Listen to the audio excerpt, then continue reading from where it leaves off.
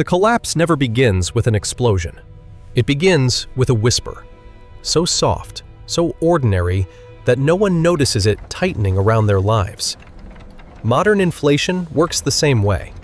Before the headlines scream, before politicians scramble for microphones, before families begin counting coins instead of bills, the mechanism is already turning. Quietly, patiently, precisely. It starts with something deceptively harmless. A slight rise in prices, a few cents more for milk, a few dollars more for groceries. People shrug. That's normal, they say. Just the cost of living. But the truth is far darker. Inflation is not the cost of living. It is the cost of being kept in the dark. Because somewhere behind those everyday price tags, a silent transfer of power has already begun. Purchasing power doesn't die in a dramatic fall. It evaporates like breath on cold glass. One morning, a worker wakes up and realizes their savings buy less than they did a month ago. Their paycheck feels lighter. Their future feels smaller. Nothing visible has collapsed, yet something vital has already broken. Trust, stability, certainty. These were the foundations that once made ordinary people feel safe. Now they crack beneath their feet, as if the ground has been hollowed out from below. And while the public scans supermarket aisles, searching for cheaper alternatives or smaller packages, something far more profound is happening at a higher altitude, out of sight, out of reach. The financial sky above them begins to flicker. Currency loses coherence, like a city's lights dimming one block at a time. A family may think they're just budgeting. A business may think it's just adjusting prices. But these are only symptoms. The disease is deeper. Inflation is the invisible fire. You don't see the flames. You only feel the heat. A society can withstand earthquakes and wars and storms, but inflation? Inflation works from within. It turns every transaction into a tiny wound. It forces people to make choices they never wanted to make. Should they buy less food? Delay medication? Skip a utility bill? Cancel a dream they once believed was achievable? And while they calculate these sacrifices, they rarely ask the real question. Why is this happening at all? But that question is where the collapse truly begins. Because the moment people start to wonder, they step outside the illusion. They begin to see patterns behind the price tags, hands behind the patterns, and motives behind the hands. Still, most never reach that point. Most simply endure the shockwave as it ripples through their lives. They blame the weather. They blame supply chains. They blame random chance. They blame themselves. But inflation is never random. It rises with purpose. It spreads with design. It infiltrates every pocket, every plan, every promise, until the public becomes too exhausted to resist. And then comes the real devastation, when the system realizes people are too overwhelmed to notice the trap tightening. The cost of living becomes a cost of surviving. Savings turn to dust. Retirement plans warp. Debt becomes a cage that grows tighter with each passing month. What felt like a temporary inconvenience transforms into a permanent erosion. This is the doom. Not a sudden crash, but a long, suffocating descent. A descent engineered to feel like fate, when in truth, it's a mechanism. Because inflation's greatest trick is not the destruction of money. It is the destruction of certainty. When people can no longer calculate their future, they can no longer defend it. And in that confusion, in that anxiety, in that fog of rising prices and shrinking possibilities, a door quietly opens for those who benefit from the chaos. But that truth is still hidden. For now, what the world sees is only the surface. The numbers on receipts, the red arrows on charts, the restless crowds outside shuttered stores. But beneath that surface, something far more ominous is unfolding. A recalibration of power masked as an economic cycle. This is not the end of inflation's story. It is only the first tremor. The real mechanism, the engine behind the quiet collapse, has yet to reveal itself. And when it does, the world will understand that this was never just about prices. It was about control. Every empire believes its power is permanent, until its currency begins to rot from within. Inflation is not a modern invention.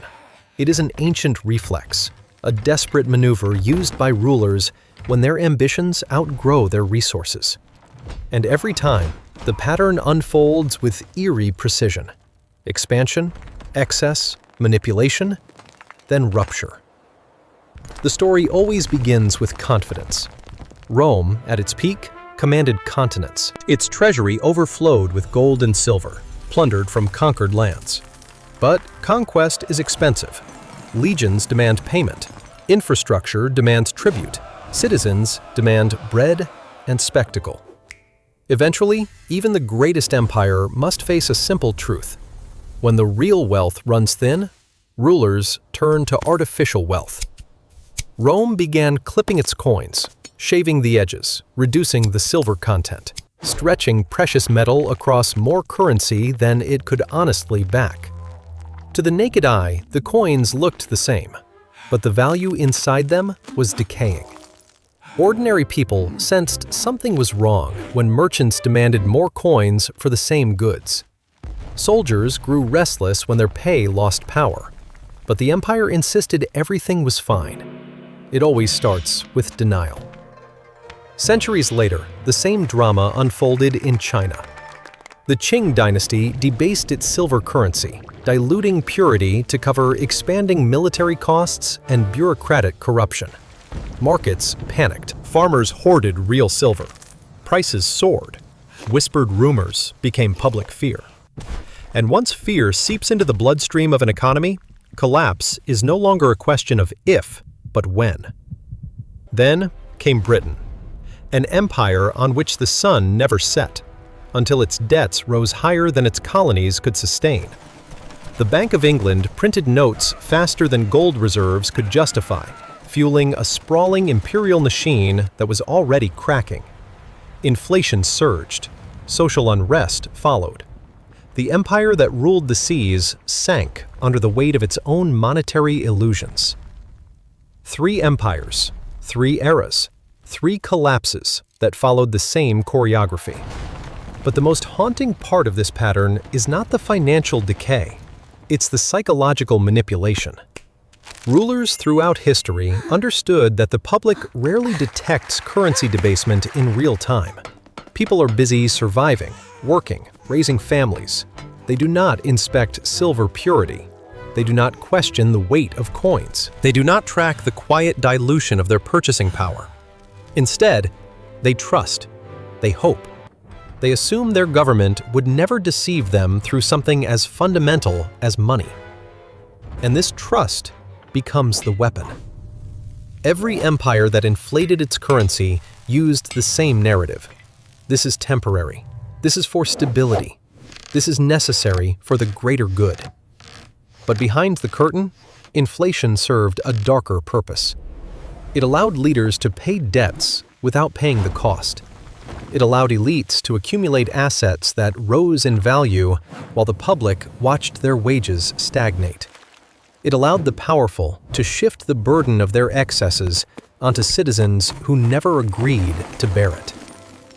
Inflation was not a malfunction. It was a strategy. The pattern becomes even clearer when viewed across centuries. First, an empire stretches itself thin. Then it manipulates its currency to hide the strain. Then, inflation corrodes public trust. Then society fractures, slowly at first, then violently. Riots, revolts, migrations, declines in living standards. And finally, the empire enters the phase it fears most: irreversibility. Once money loses credibility, collapse becomes contagious. People hoard goods, markets seize, trade falters, and the ruling class, having initiated the decay, becomes its final victim. Or so it seems, because true power doesn't vanish, it relocates. It flows upward, away from the destabilized public, and toward those who engineered the monetary illusion. This is the blueprint etched across history. And the most unsettling truth is this: the pattern didn't end with Rome or China or Britain. It only refined itself. History doesn't repeat itself in perfect circles. It repeats in upgraded versions. The mechanisms that once destroyed ancient empires have not disappeared. They have simply been repackaged, refined, and hidden behind complex terminology that makes ordinary people feel too overwhelmed to question them. But peel back the language, strip away the jargon, and you will see the same design pulsing beneath our modern world. When Rome clipped coins, it reduced the silver content to create more money without earning it. Today, central banks expand their balance sheets with a keystroke. No metal to shave, no coins to melt, just numbers multiplying in silence. What once required furnaces and labor now takes place inside invisible systems controlled by a handful of institutions. The technology evolved, but the intent remained the same. Debt monetization is the modern minting of diluted currency.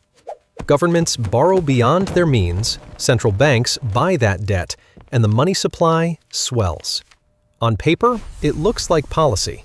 In reality, it is a sophisticated version of debasement. And just like ancient markets, modern prices rise not because goods become more valuable, but because money becomes weaker. The illusion is cleaner now. That is the difference. In the past, people could feel a coin losing weight in their palm. Today, digital money has no weight to lose. Its decay is invisible, detectable only through the slow suffocation of purchasing power. A worker sees rent climb, groceries shrink, services degrade, and still the experts say, inflation is under control. The gap between lived experience and official narrative widens until it becomes a canyon. And into that canyon falls the modern middle class. But the parallels run deeper. Consider interest rates, the most powerful lever modern rulers possess. In ancient times, emperors seized wealth through direct taxation. Today, the same extraction occurs indirectly, through rate manipulation. When rates stay low, borrowing explodes, asset prices inflate, and the wealthy consolidate power. When rates rise, debts crush the poor. Mortgages suffocate families, businesses collapse, and unemployment surges. A single decision made inside a conference room can determine the fate of millions. The ancient mint was a building. Today's mint is a spreadsheet. Rome disguised its debasement by stamping the emperor's face on every coin. Modern institutions disguise theirs with technical phrases: quantitative easing, fiscal expansion, liquidity injections. Words designed to create distance between cause and effect. Words that prevent blame from finding a target. And while past empires collapsed gradually, ours accelerates. Information travels faster. Markets react faster. Fear spreads faster. The mechanisms are the same, but the timeline is compressed. Debasement that once took decades can now unfold in months. Yet the most haunting parallel is not the mechanism, but the mindset behind it. Rulers of collapsing empires always believed they were too sophisticated to fail. Rome believed its dominance was eternal. Britain believed its navy guaranteed stability. China believed its dynastic legacy would protect it forever. Every empire believed the same lie. This time is different. Today, we repeat the same mantra. Policymakers insist the economy is resilient. Central bankers promise precision control. Politicians claim inflation is temporary, manageable, even necessary. The public is told not to worry. Yet the numbers rise, the debts grow, the currency thins, the pressure builds. The pattern is no longer subtle. It is unfolding in real time. We see governments spending without restraint. We see central banks printing to cover the gap. We see wages stagnating while asset prices soar. We see the wealthy shielded by financial engineering while the public drowns in the rising tide. What ancient empires did with metal, we now do with digits. What they justified through divine right, we justify through economic theory. What they destroyed through greed, we now destroy through policy. The parallels are not coincidences. They are warnings.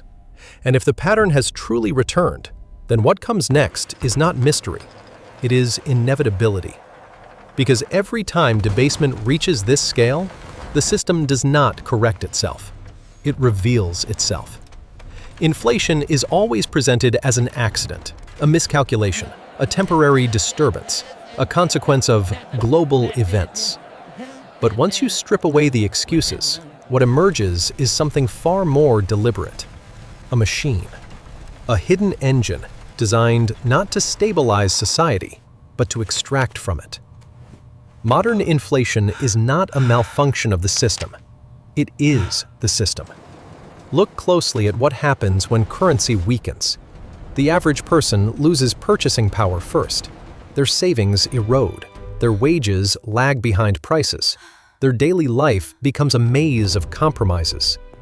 But while the public sinks into scarcity, another group rises effortlessly. Those who own assets. Because inflation does not treat all wealth equally. Cash shrinks. Debts soften. But assets, real estate, stocks, commodities, swell. And who owns the majority of global assets? A tiny fraction of society. A fraction with influence over the very mechanisms that determine the fate of money. When prices rise, the public blames the supermarket. The supermarket blames the suppliers. The suppliers blame global markets. But behind this chain of excuses stands an invisible beneficiary. Inflation quietly redistributes wealth upward. As your dollar buys less, the assets held by elites buy more of your future. This is the hidden engine. Inflation functions as a siphon. Central banks lower interest rates to stimulate borrowing, and cheap debt fuels an asset boom that benefits those who already own everything. Later, when inflation threatens to spiral, rates rise again, crushing the same borrowers who were encouraged to take on loans. A cycle of engineered dependence. Each turn of the wheel captures more wealth, and when governments spend beyond their means, printing money to cover deficits, the public believes this debt belongs to the country. But debt is not shared equally. Inflation repays that debt by draining value from the population. Governments avoid the pain of taxation by imposing a tax no one can vote on, the tax of disappearing purchasing power. You never signed a form agreeing to be taxed through inflation, but you're paying it every day. The deception is elegant because it is invisible. Elites do not need to seize wealth through force. They let inflation erode the value of your earnings while their assets climb skyward. They do not need to announce control. They tighten it through monetary policy. They do not need to admit blame. They hide behind complexity. Three institutions form the triangle of power: governments, which overspend; banks, which multiply credit; central banks, which regulate the value of money itself. And above them, an even smaller circle: investors, financiers, conglomerates, who thrive on volatility, because volatility transfers ownership from the struggling to the strong. Inflation is merely the smoke. The fire is debt. And the ones who control debt control the future. When currency weakens, people become more dependent on loans. Mortgages stretch into lifetimes. Students begin their careers already indebted. Families rely on credit to survive. Debt becomes a chain, and inflation tightens that chain by ensuring the borrower never truly escapes. But the elite operate differently. Their debts are softened by inflation. Their assets rise faster than their liabilities. They borrow not to survive, but to expand. Their losses are socialized. Their gains are privatized. The mechanism rewards those who already sit closest to the money spigot. And the cruelest part? The system is designed to make the public believe they are the problem. You're spending too much. You're not saving enough. You should have invested. No. The mechanism ensured that your money would lose value before you even earned it. Your struggle is not personal failure. It is the intended outcome. Inflation is not a side effect. It is the extraction tool that keeps the machine alive. And as long as the public believes inflation is random, or worse, inevitable, the engine continues to operate in darkness. Because no one fights a threat they cannot see. No one resists a mechanism they don't realize is targeting them. No one questions a system that disguises exploitation as policy. But once you see the engine, you cannot unsee it. And once enough people recognize it, the engine begins to shake.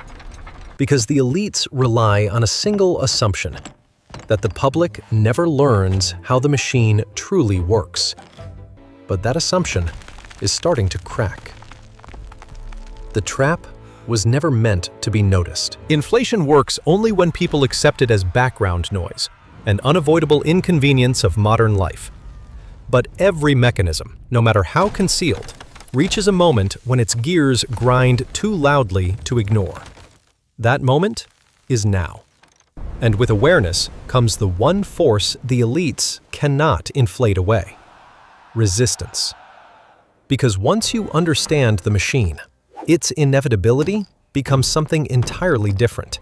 Not a foregone doom, but a predictable pattern that can be interrupted.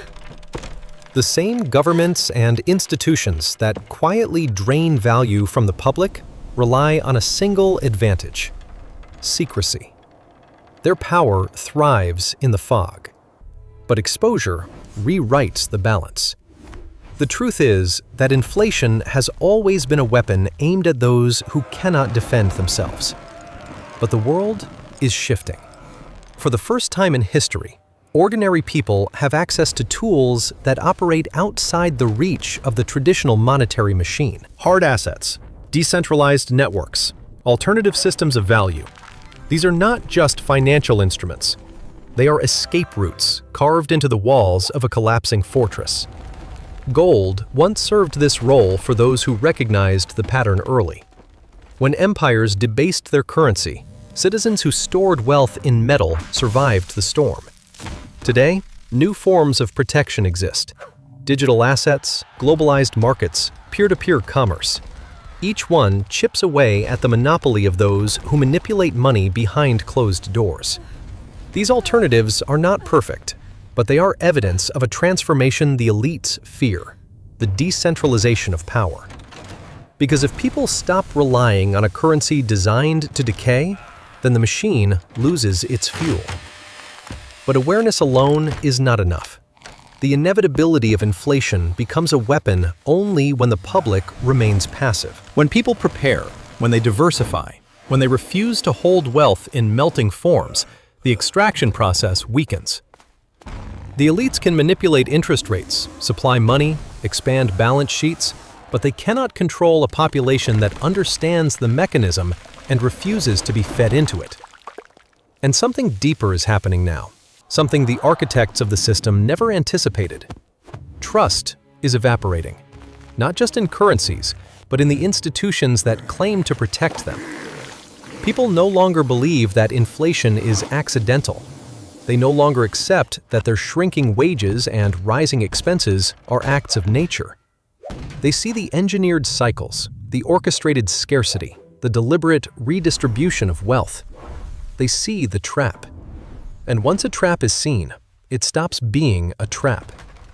The inevitability of collapse applies not to the people, but to the system itself. Every empire that played this game eventually faced a breaking point. Not when its currency failed, but when its citizens realized they were being used. When the illusion dissolved, the power structure dissolved with it. We are approaching that threshold now. The cracks are visible. The narrative is thinning. The pattern is exposed. And the more the system strains to maintain control, the clearer its desperation becomes. But inevitability cuts both ways. Yes, inflation is engineered. Yes, the mechanism is designed to extract. Yes, the elites benefit from the chaos. But the collapse of trust, their most valuable currency, is just as irreversible. The future will belong not to those who cling to a decaying system, but to those who prepare for what replaces it. To those who hold assets that cannot be printed. To those who build communities that cannot be manipulated. To those who refuse to be silent participants in their own erosion. Inflation was meant to be a quiet weapon. Instead, it has become a loud warning. And if enough people hear it, the machine will fail the same way every empire eventually fails. Not through rebellion, not through violence, but through awareness. Through an awakening that steals the secrecy the elites depend on. The mechanism is powerful, but it is not immortal. Its strength lies in your blindness. Its weakness lies in your sight. And now, you see it.